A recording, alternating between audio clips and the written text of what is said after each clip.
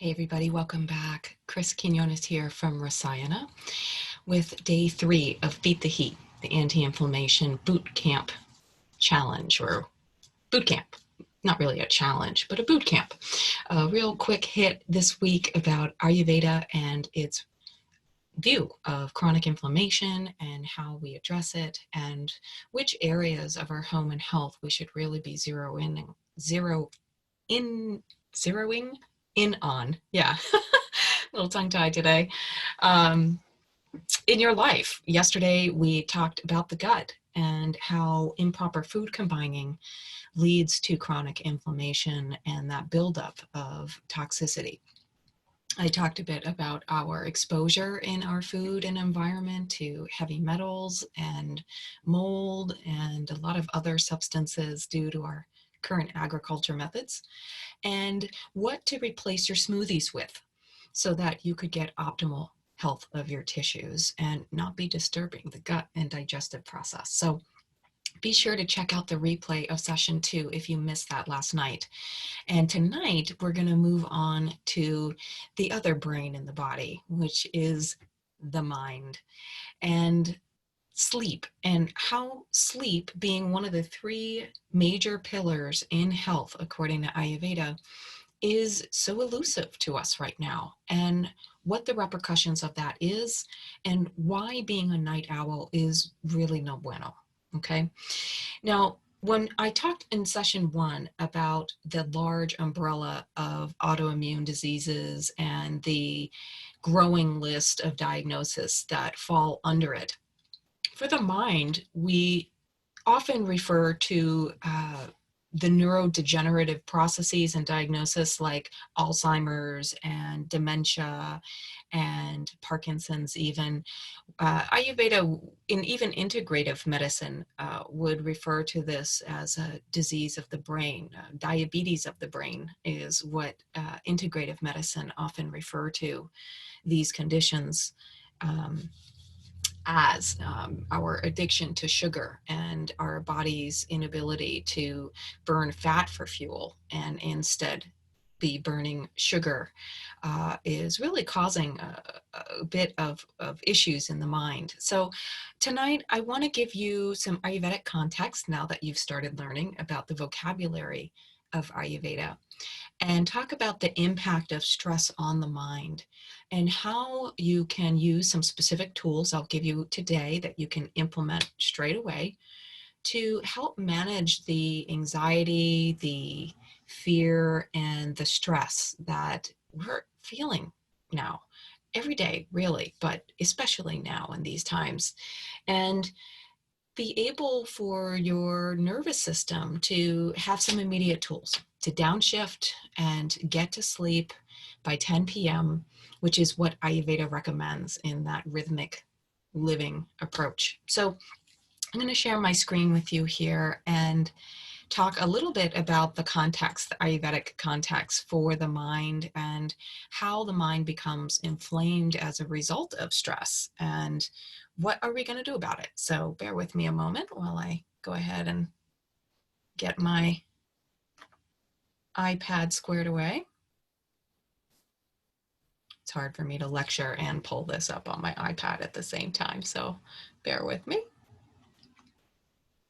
I can't seem to pull it up ahead of time and not have it on the big screen. So like I was saying, yesterday I talked about the gut and the Maha Vata Shrota, as it's referred to in Ayurvedic medicine, the great carrying channel, right? Because nourishment is another major pillar in Ayurveda in terms of health and longevity.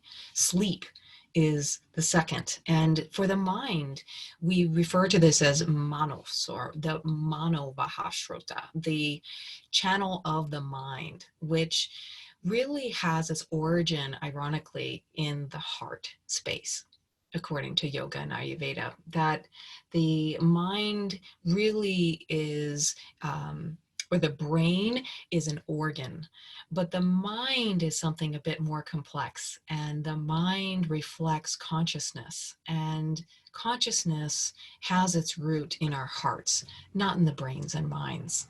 And so Ayurveda looks to different layers of healing in the mind. We've got the layer, I'll say the spiritual layer, or yeah, the spiritual layer is Atma. Oops, here, right at the top. Let me go ahead and, which means the soul, right?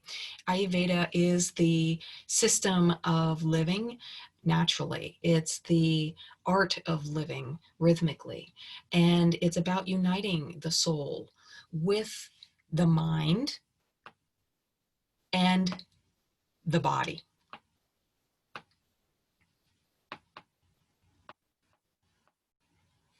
And so we've got this spiritual layer, we've got a more subtle layer here, and I'm going to talk about the approaches to each of these layers in a moment, and then we have the gross level of healing. And these are the kind of different layers, if you will, to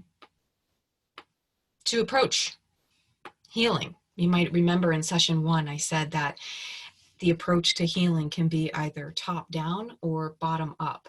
So people can approach their healing process with a practitioner, and depending on the issue at hand and the history of that person, maybe they already have some experience with mind-body practices, the practitioner can work with them to come from the subtle realm in this top-down approach to healing. Which is the favorite approach in Ayurvedic medicine, that the subtle is always available to us, right? That the subtle is always free. You don't have to go anywhere to find it. You don't have to buy anything to use it. And it is limitless, right? It's in Akasha, it's in space. It's just has no boundaries. It's absolutely limitless. It's the space where ideas come from and creation itself. So the subtle is the primary approach of healing for the practitioner, but you can also do the bottom-up approach and come from the physical tissues in the body, where the practitioner will work with habits and nourishment and body work treatments to address the tissues, the sense organs in the body, their action, their objectives, and the 5 elements that make up the doshas.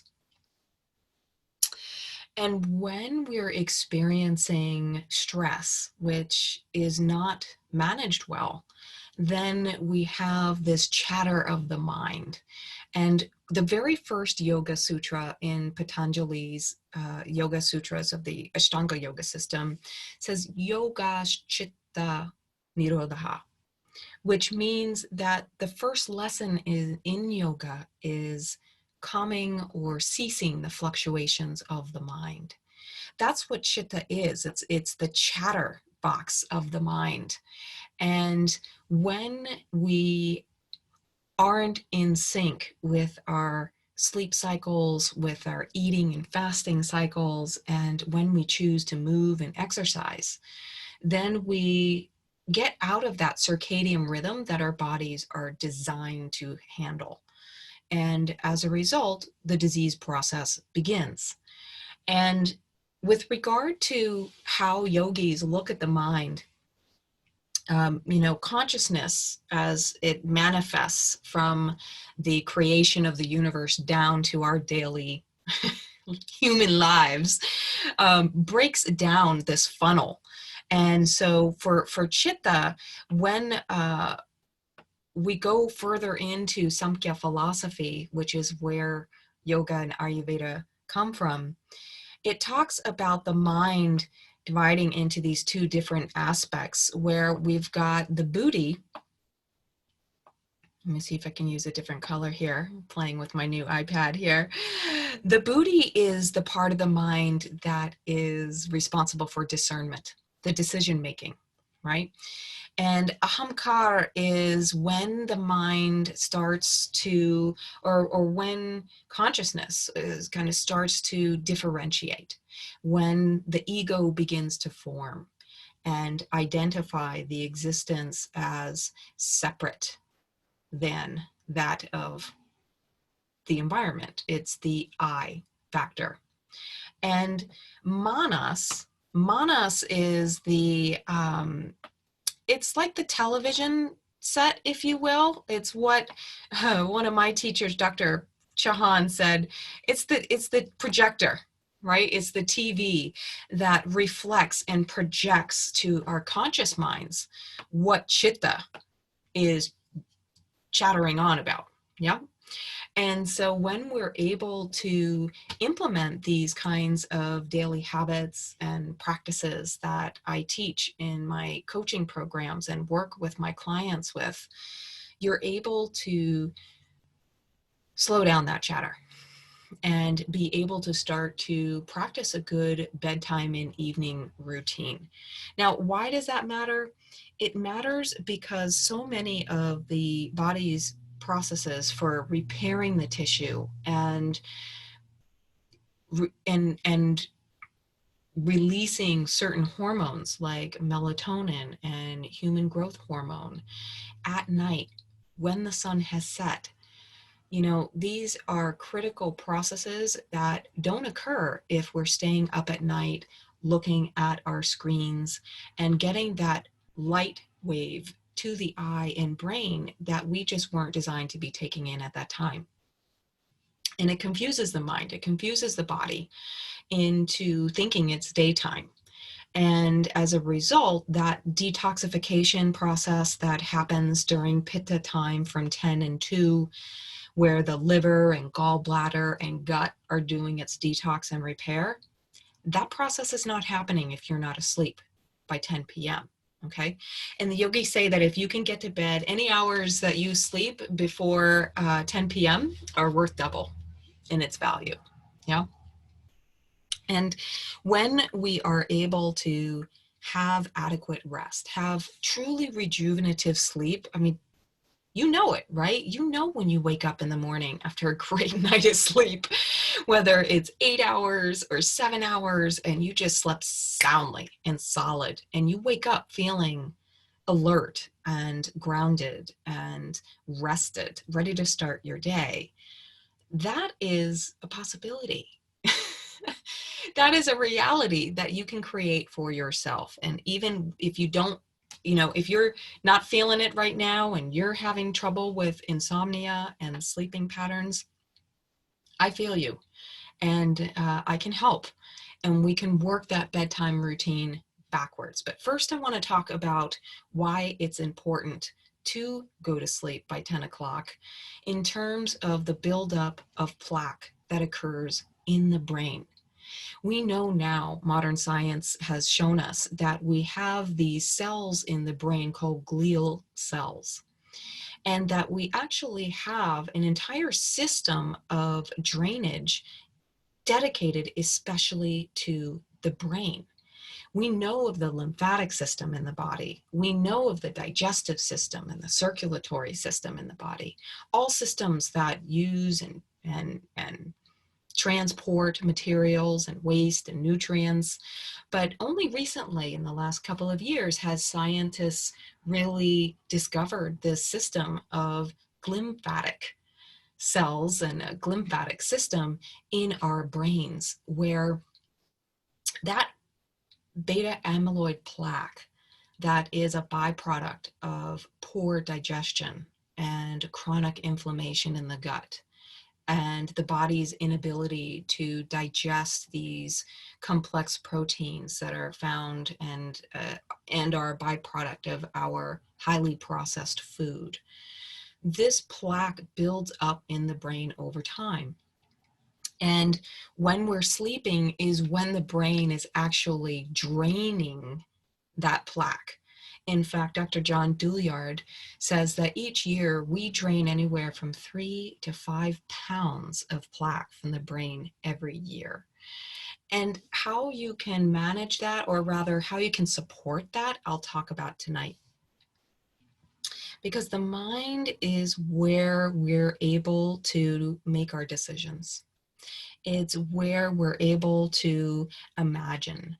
We're able to control our senses, right? If we hear a sound that's too loud or frightening, we process that information in the mind and then use the action organ of our feet to move away from the sound, right? And so using these practices and habits of the yogis to clear the mind includes getting your ass to bed by 10 o'clock. I mean, there's just no way to be polite about it. It has to be prioritized. And we have to be able to stop eating early enough in the evening so that the body can digest that food and go to bed on an empty stomach so we can sleep. Now, the effect of stress on the mind affects people differently and affects each of the doshas and constitutions or mind-body types differently. Stress affects vata individuals, or if you have a vata imbalance, stress will often manifest as a very fearful, anxiety, sensations. You're very anxious, and insomnia often is a sign of a vata imbalance and the effect of stress on the mind for vata individuals. Forgetfulness is another. For your pitta types or pitta imbalances, stress tends to manifest in the form of heat, right? It has that sharp, penetrating quality that emotions like anger and jealousy and I would say resentment have, and also with our speech, that for the pittas, when they become stressed, tend to become very sharp with the tongue, very cutting. In fact, their words can burn bridges when they get out of control. So with kapha individuals and kapha imbalances, stress tends to manifest in the form of depression and heaviness and greed or possessiveness. It has that sticky quality to it, like mud, like earth and water, the elements that make kapha dosha up. And so when there's an imbalance in these three forces, stress tends to manifest in those ways. Now, you can have symptoms from more than one category, and often we do. So what do we do about it? Well, we start to prioritize our sleep hygiene by working our bedtime routine backwards each week by 15-minute increments. That's what I recommend, because it's not realistic to try and jump in bed, at 9 o'clock if for the last several months or years you've been not really winding it down to like 11:30. So that means that you're pretty much done dinner by like 6:30 if you can, and at least 2 hours before bedtime to allow that digestion to occur. The hour before bedtime is the most critical. I call this the buffer zone. So the kinds of activities and the company that you keep and engage with are pretty particularly important during that hour, 90 minutes before bedtime. So start working your bedtime routine backwards in small increments, just 15 minutes, small baby steps each week until you can get to bed by 10 o'clock, lights out. Lights out. 10 p.m., not just starting to brush your teeth at 10 o'clock or just signing off of Facebook at 10 o'clock, but actually lights out at 10 o'clock. That's your first step. And another step that I really like to use, and that has become a big part of my personal practice in managing stress and inflammation of the mind, is breathing exercises. And to the basic yogi, we call this pranayam. Pranayam actually is a lot more than just breathing exercises, but that's the oversimplified version for the beginners. Pranayam is actually a combination of techniques, and it's really about controlling intentionally and manipulating the direction of flow of life force energy. And breathing is just one way we do that. And there's a technique called alternate nostril breathing, or nadi shodhana. Nadi refers to a pathway in the body, an energetic pathway of the body. And shodhana is Sanskrit for balancing. So this technique is neither stimulating nor sedating. It will balance both of the opposing forces of Purusha and Prakriti, the archetype masculine and feminine energies that are responsible for the creation of the universe. It is a wonderful technique that I use to just calm the nervous system down or allow me a little bit of energizing if I'm feeling a bit lethargic. So what you do is, first step is blow your nose with some tissue. So just to clear out any mucus or anything that might be trapped in there. And if you've got a deviated septum or you're having some congestion right now, go ahead and know you can do this technique hands-free. I'm going to show you how to do it with your hands. And of course, being a subscriber, because you were good on you to register for this program, you'll also in the replays get that information as well. So know that we'll begin by first just sitting up nice and tall, extending the spine, and either planting your feet flat on the floor, or if you're listening to this seated on the floor, maybe cross-legged. And go ahead and just close your eyes and start to drop into your breath. And keeping the mouth closed, you're just going to start stretching out your inhales and inviting that breath all the way down to the belly as you let it relax and expand. And on the out breath, you're gently going to squeeze the belly button in, massaging the abdomen, and gently relax it as you inhale and invite the breath back down.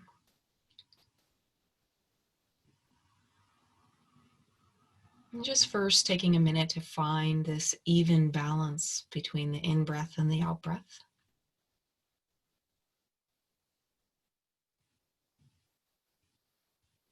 And as you drop into that rhythm, you're going to take your right hand and take Vishnu Mudra, folding down the index and middle fingers. And with your right thumb, you're going to close off the right nostril. Wherever you are in your breath cycle, collectively, we're going to exhale and empty the lungs. And inhale through the left nostril. Take your time.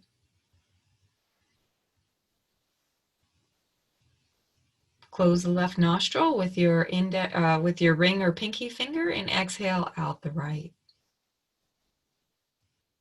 Squeezing that belly in and emptying the lungs completely.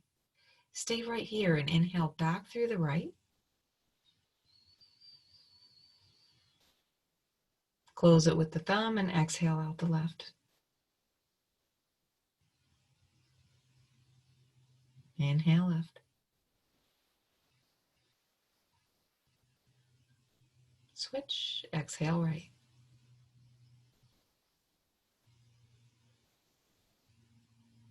Inhale right.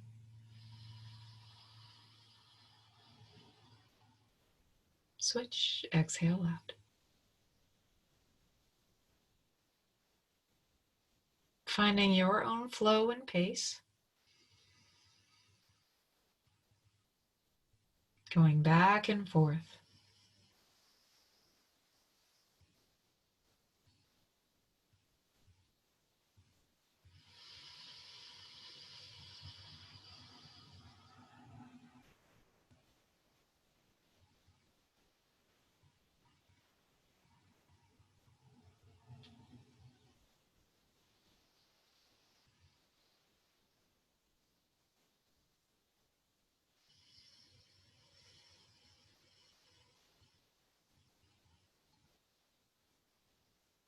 One more round.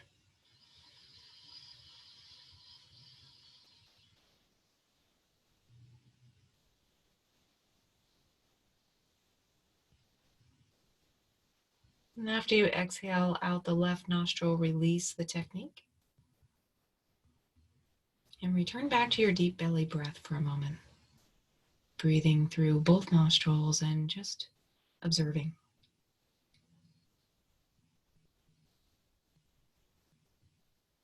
You may find that you are able to slow down a few notches just in that 3-minute practice of Nadi Shodhana. Like I said, you can do it hands-free if you are experiencing some mild congestion or have a deviated septum. You can simply visualize the breath entering and exiting the left or right nostril.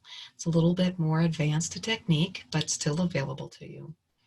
And it's a really wonderful way to help downshift that mind and bring balance to the subtle body and allow the mind to get some sleep, to fall asleep more quickly, to stay asleep, and also to fall back asleep if you're waking up in those wee hours of the morning, which is so common in vata imbalances, that the sleep is interrupted, not because of any physical needs like using the bathroom, but because of the mind, and that there's just simply too much lightness in the mind, and that it isn't rooted enough with the downward flow of life force energy, the apana vayu, as we say in yoga and Ayurveda. There's udana vayu, which flows up, and that allows us to have and experience enthusiasm and joy and be able to communicate and articulate our thoughts, feelings, ideas.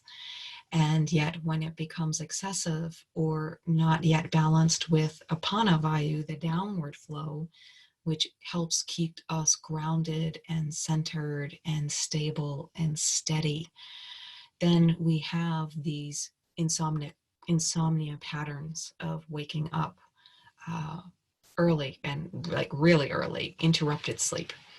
So Nadi Shodhana, alternate nostril breath, is a wonderful means to help balance the mind.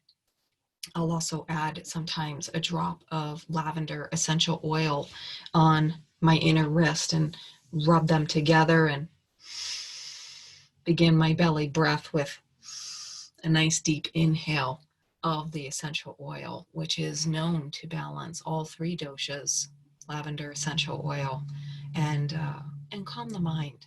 So you have to remember that, being able to drain the brain, to manage the sugar that we're intaking, really eliminate it if possible. But, I get it. There's sugar everywhere. I still eat sugar sometimes. But this buildup of plaque on the brain, this inability to manage our stress response, our lack of commitment to sleep and prioritizing deep rest is really what is going to continue to create these they are the risk factors for these neurodegenerative diseases that are so common and now classified within autoimmune disorders themselves. I'm talking about Alzheimer's and dementia, and that these processes are things that you can slow down, and integrative medicine would even argue that they're preventable, that these are not lifelong sentences if you can catch the diagnosis early enough, and if you can change and evolve your habits early enough to mitigate that buildup. So you can do seasonal cleanses as another option. Ayurveda usually recommends a seasonal cleanse with a mono diet of khichdi at least twice a year, or when the seasons change. I offer and lead a 21-day gut reset called Fire Starter, The next one is in October if you're interested, but that's offered every October and usually April-ish in the springtime. That's a great way to reset the gut and in turn reset the brain, because we know now that so much of our mood is determined by the gut's ability to digest our food, right? That serotonin, most of our serotonin in the human body is produced in the gut. So if we're combining our foods wrong and we're not getting the sleep that allows the detoxifying of our choices, then we really are playing with fire. And even if you think you're a night owl, you're not. You're just not. The human body was not designed for us to be awake at night. We do not have night vision. We do not have a need to be hunting our prey and catching it and eating it at night, right? That's why our guts and the digestive capacity are not strong in the evening. They're strongest midday, at noon, at lunchtime, when the sun is bright and the fire within our own solar systems, our own souls, is also burning bright and strong. So Nadi Shodhana, working your bedtime backwards in 15-minute increments, massaging the scalp is another great way to help balance this inflammation of the mind. Simple sesame seed oil will do in the cooler months, and coconut oil perhaps in the warmer months of the year.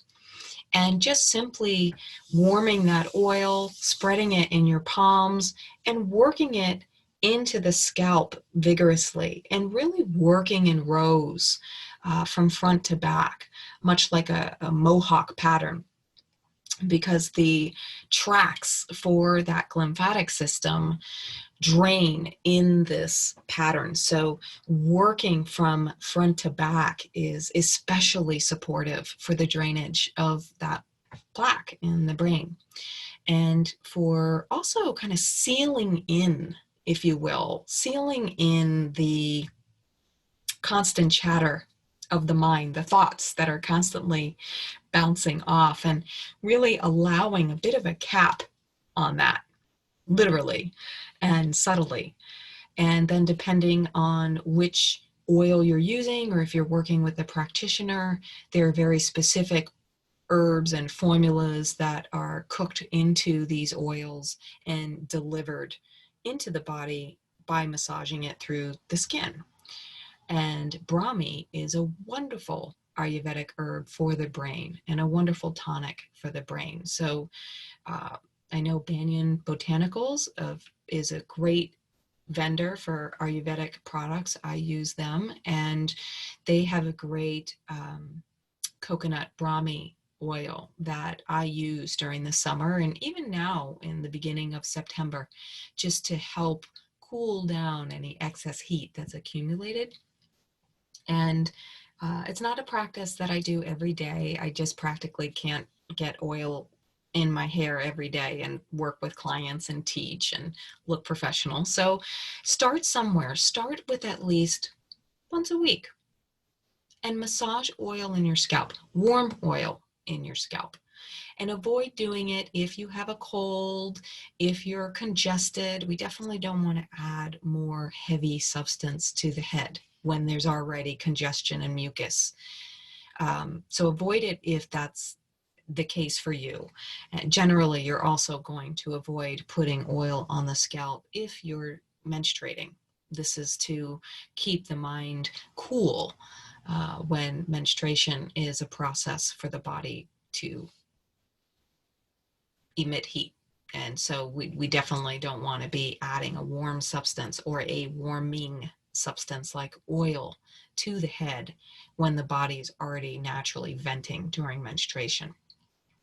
So those are the two caveats with scalp massage. And then I'd like to put a nice little shower cap or bandana or headscarf or wrap. I've got quite a collection. I should do a video on just head wraps. Go ahead and wrap your head. And even if you have no hair, if you're bald, you know, it's not about the hair. It's about the brain and about the mind. and energetically using the qualities of these substances, of oils, of herbs, of rhythmic living and going to sleep, of pranayama, to be able to give your mind, body, and soul really what it needs. So I hope that helps. I will, was there something else I was going to include? There might have been. Let me just check my notes here. I want to make sure I don't forget anything. Oh, yes. I wanted to give you another recipe for a sleep tonic. Last night I gave you another recipe for sleep tonic. This is a second one. So grab your pens and write this down. It's very similar, I'll say.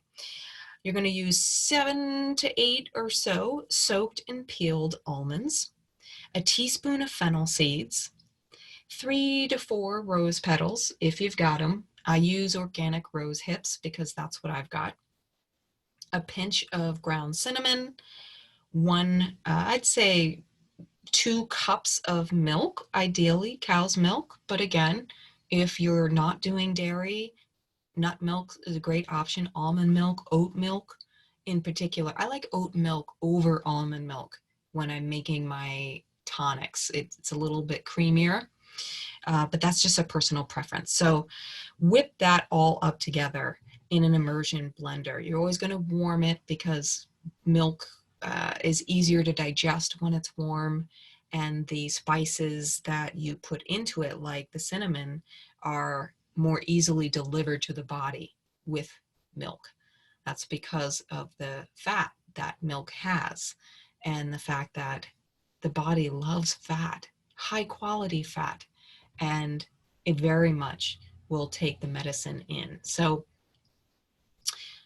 try that sleep tonic recipe. So you've got that sleep tonic recipe, you've got the one I gave you yesterday, and on day 1 you have your juicy joint elixir. So that's 3 formulas right now that you already have midweek. And I hope they help because it's in the kitchen where a lot of your healing power comes from. That doesn't come from you, right? So check it out, try those practices, and tune in tomorrow.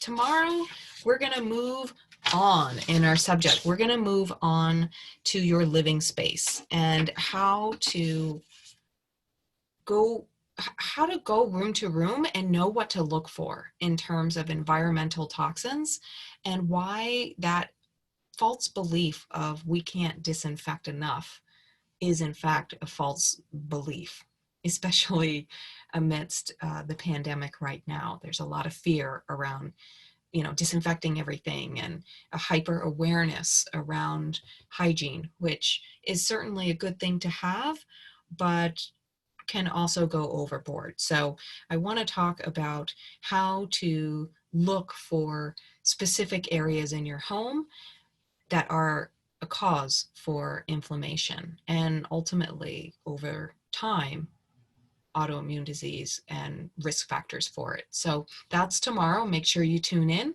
and I'll see you then. Bye guys.